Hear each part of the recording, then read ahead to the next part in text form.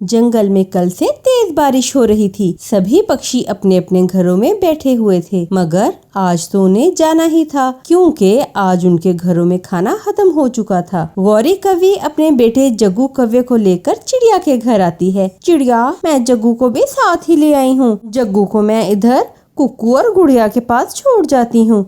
घर में अकेला बेचारा डर रहा था, इसीलिए मैं इसको इधर ही छोड़ के जाऊंगी। गौरी बहन, तुमने बहुत अच्छा किया जो उसे भी साथ ले आई हो। बच्चों, तुम लोग मिलकर खिड़की से बाहर बारिश देखना और कोई शरारत नहीं करना। हम अभी थोड़ी देर में भोजन ले आएंगे। मम्मा, आप जल्दी घर वापस आना। पागल, इतनी बारिश में दाना मिलना बहुत मुश्किल है। मम्मा को ऐसे जल्दी आने के लिए मत बोलो। मम्मा, मेरे लिए गरम गरम पकौड़े जरूर लाना। चिड़िया अपना छाता उठाती है। गौरी और चिड़िया दोनों बाहर निकलती हैं। चिड़िया कबूतर के घर के दरवाजे पे दस्तक देती है। अच्छा हुआ मिठू जो तुम भी यहीं हो, जल्दी करो, हमें देर हो रही है। गौरी, तुम्हारे पास छाता नहीं है क्या? हाँ, मेरे पास छाता नहीं है, कालू ने वो बेच दिया था। चलो ठीक है, मैं तुम्हें अभी छाता देता हूँ। फिर कबूतर गौरी को छाता देता है और सब मिलकर वहाँ से उड़ते हैं। हवा कभी तेज हो जाती तो कभी बंद हो जाती। थोड़ी ही दूर जाकर बहुत ही स्वादिष्ट खुशबू महसूस होती है। ये खुशबू तो पकौड़ों की है। वो सब तो खुशबू के पीछे पीछे खींचे चले जाते हैं। वो सब चीलदी के ढाबे पे पहुंच जाते हैं। आप सब बड़े छपड़े के नीचे बैठ जाओ और बताओ क्या खाओगे। मेरे पास तो इसको देने के लिए कुछ भी नहीं है। पैसे तो मेरे पास भी नहीं है। बताओ, पकौड़े खाओगे या समोसे? चिंता ना करो, मेरे पास 100 रुपए है। आज की पार्टी मेरी तरफ से। चीलदी, 100 रुपए की गर्मा गर्म पकौड़े तो ला दो।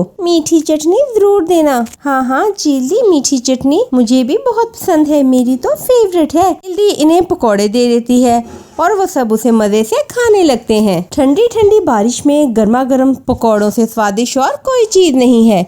पकौड़े खा लेने के बाद वो फिर से उड़ान भरते हैं। बारिश तेज हो जाती है और वो एक बड़े पेड़ के नीचे बैठ जाते हैं।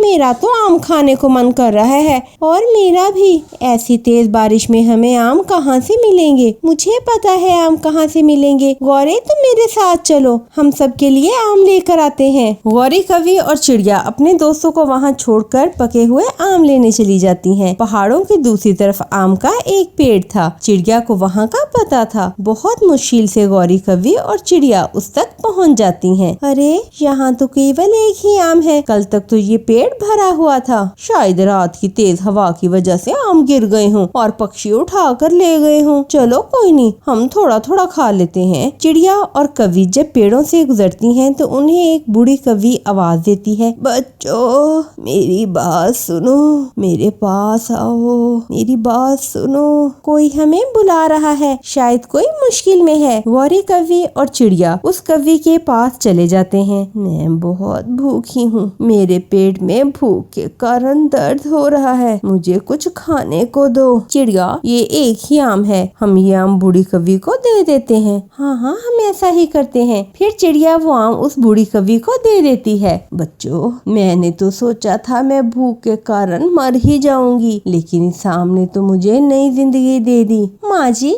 जिसके भाग्य का हो उसको मिलकर ही रहता है। तो प्यारे बच्चों, रानो चिड़िया की ऐसी कहानियों के लिए YouTube सर्च बार में जाकर रानो चिड़िया की कहानी लिखें या फिर ये बटन दबाकर बोलें रानो चिड़िया की कहानी। चिड़िया और गौरी कवि वापस चली जाती हैं।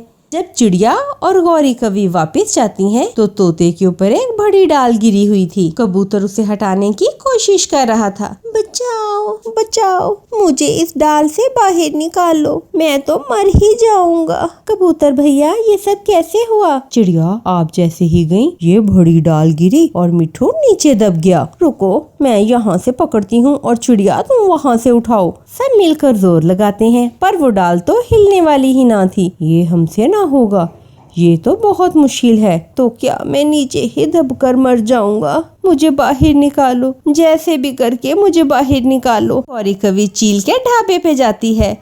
चीलदी, हमारा दोस्त मिठू बड़ी डाल के नीचे फंस गया है, हमारी मदद करो, वो डाल बहुत ही बड़ी है। तुम चिंता ना करो। फिर चील वहाँ आए हुए 2 पक्षियों को भी अपने साथ लेती है और वो सब जल्दी से मिठू के पास पहुँच जाते हैं। वो सब मिलकर जोर लगाते हैं और मिट्ठू को वहाँ से निकाल लेते हैं और फिर ज़ोर से तालियां बजती हैं। मैं बच गया, हाय मैं बच गया, मेरे दोस्तों ने मुझे बचा लिया। तो प्यारे दोस्तों, अगर आपको हमारी ये वीडियो अच्छी लगी हो तो हमारी इस वीडियो को लाइक करें, अपने दोस्तों के साथ शेयर करें और हमारे चैनल को सब्सक्राइब करना मत भूलिएगा। आपका धन्यवाद।